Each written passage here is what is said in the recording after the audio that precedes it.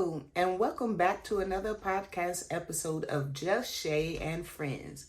And today I want to talk about a behavior that has come up a lot when parents talk to me, throwing things. And I want to be clear from the start. I'm not talking about that playful throwing or that tantrum throwing. I'm talking about that quiet pattern throwing. The kind that maybe happens during meals or focused activities, where it's like the throw has to happen for the moment to continue. What usually sticks with me isn't even the behavior itself. It's the parents' faces when they're describing it. That worried look, that something feels off, but I don't know how to explain it look. And that matters, because when a parent is uneasy, it's usually not because they're annoyed. It's because they're sensing stress, not just their own, but their child's too. A common pattern that I hear described is this: a child eats something, then throws something, then goes and gets the thing back that they threw. Or they're playing with something and they throw it. Then immediately they have to go and retrieve it and continue playing with it. That part is important because research on repetitive behaviors in autistic children shows that many of these behaviors are not random. They often serve a function. Every behavior is communication. So we have to think about, if our child is doing this, then it has to mean something.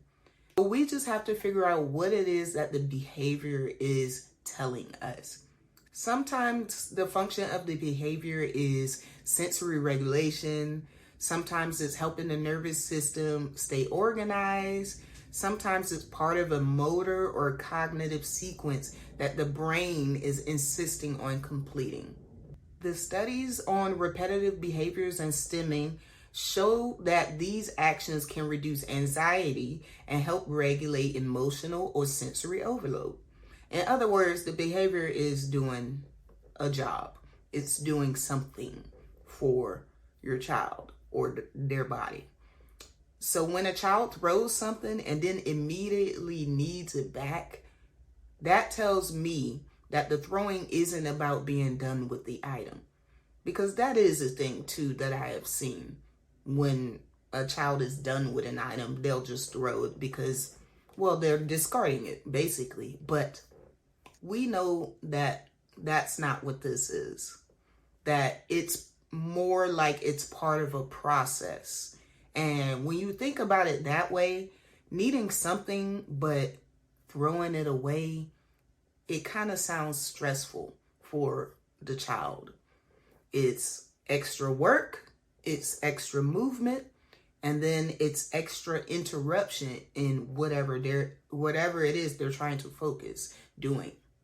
Especially if the object is heavy, when it's happening over and over again, and when the whole family got to bob and weave to stay safe because the item that you're throwing is just, it doesn't matter where it's thrown. It just needs to be thrown. Now, what if somebody in the way? Come on now. We can't have that. Whole family bobbing and weaving. Stressful. This kind of throwing feels very different than play. It feels like the body is saying, I need this movement to keep going. Now, here's where behavior science comes in. In ABA and other behavior-based approaches, there's a strong emphasis on something called function.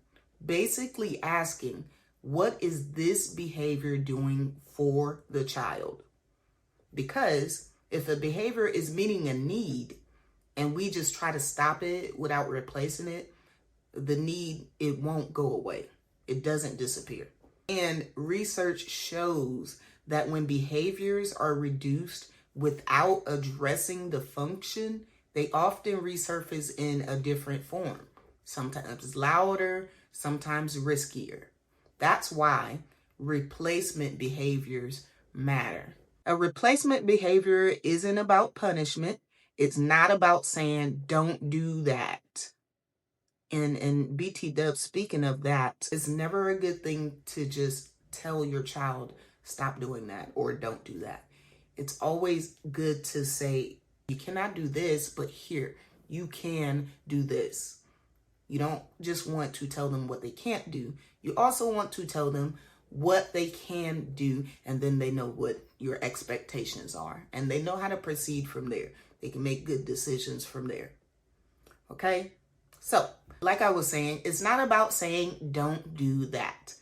It's about saying, let's give your body something safer to do that meets the same need as that.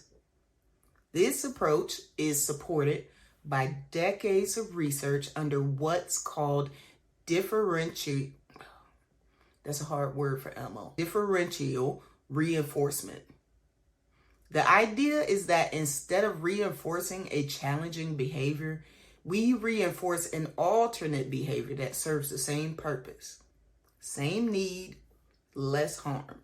For example, when I worked as an RBT, I supported a client who threw things when they were angry.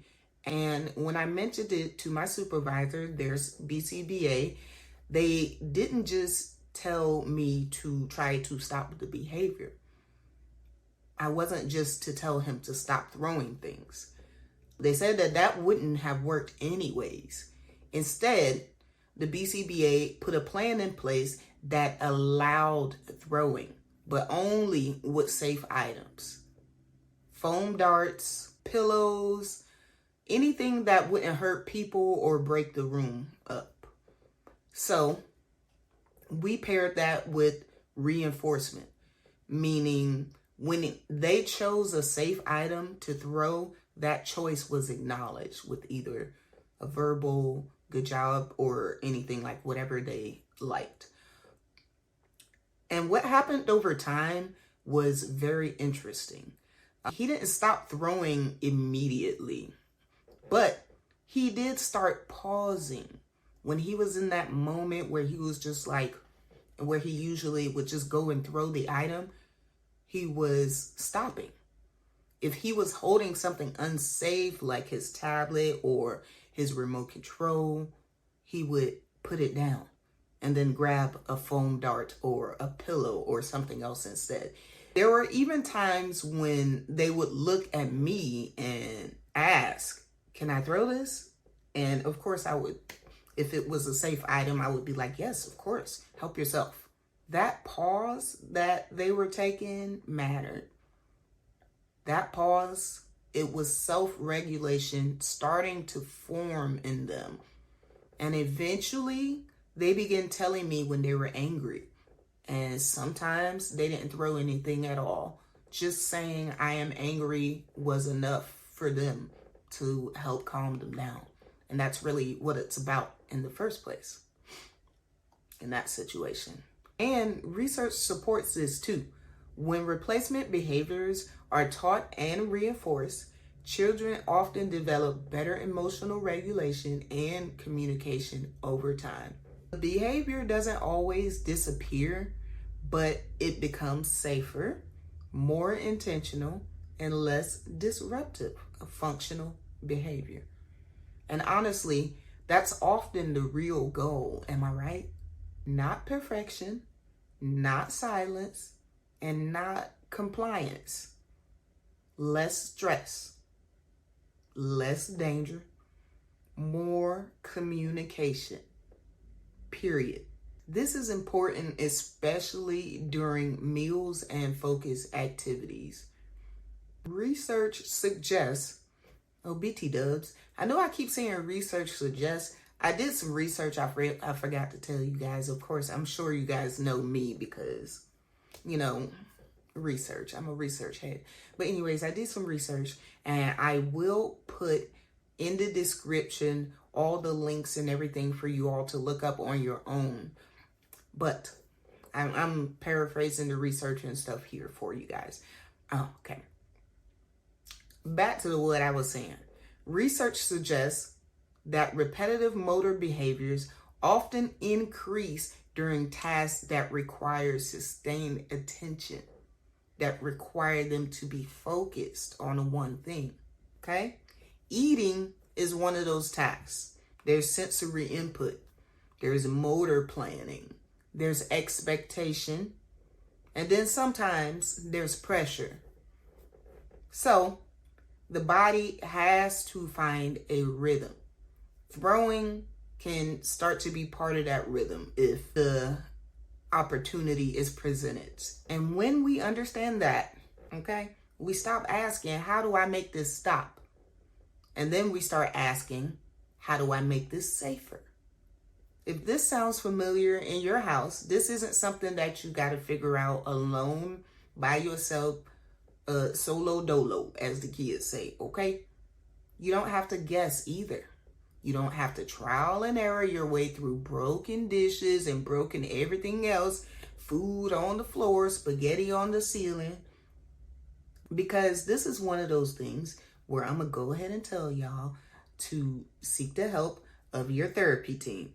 Go and ask your BCBA or RBT or whichever the acronyms that you have. Go and ask them. And here are some questions that you can ask them. Look, I'm doing all the legwork for you, okay? All you got to do is go and ask. Now, do you have a pencil and paper? If not, it's okay. Just save this episode, okay? I got you. Here are some questions. What function do you think this behavior is serving? Is this sensory, emotional, or motor based? Are there replacement behaviors that meet the same need? How can we reduce risk without increasing stress? Important, because we don't want to increase the stress. We want to reduce the stress. What does progress actually look like in this situation? Which is also important because, I know for me, sometimes I don't even know what I'm looking for as far as progress goes. Because progress doesn't always mean that the behavior disappears. Sometimes it means that your child pauses, like my client did.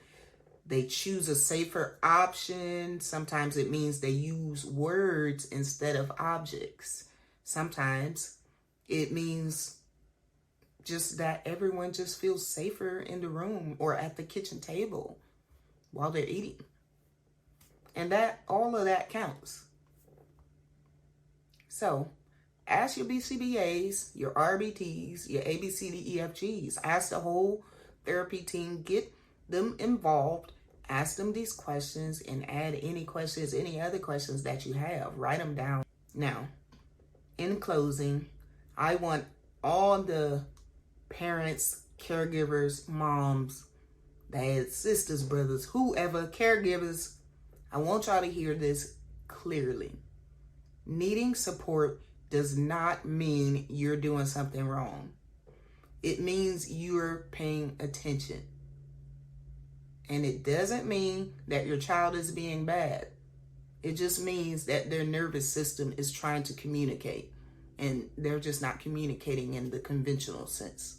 So that's where we come in, and then that's where the professionals come in, okay? Safety and regulation can coexist, okay? And live happily ever after like peas and carrots. You don't have to choose one or the other. Thank you, everybody, for watching. And remember, you are doing a great job. Be kind to yourself, okay? Bye.